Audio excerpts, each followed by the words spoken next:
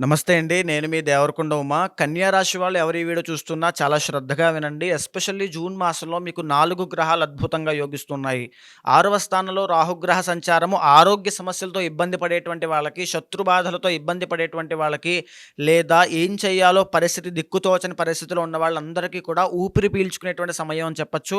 పరిస్థితులన్నీ చక్కబడేటువంటి అవకాశాలు కనబడుతున్నాయని చెప్పొచ్చు.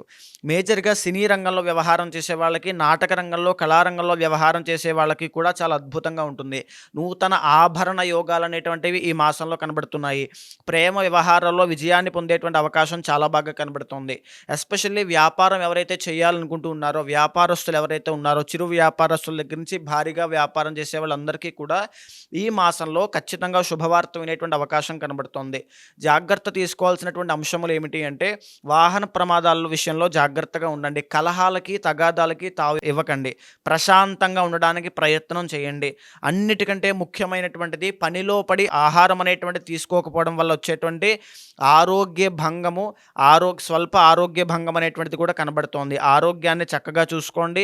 రాజకీయ నాయకులు కొద్దిగా మీ యొక్క వ్యవహారంలో జాగ్రత్త చూసుకోవాలి. మేజర్‌గా కన్యా రాశి వాళ్ళకి ఈ మంత్ అంతా కూడా ఫేవరబుల్‌గా ఉంది. గురుబలం అనేటువంటిది పెరిగింది అనుకుంటే ఇంకా ఎక్స్‌ట్రార్డినరీగా ఉంటుంది కాబట్టి ఎక్కువగా శివ ఆరాధన, దత్తాత్రేయ స్వామి యొక్క ఆరాధన చేయండి.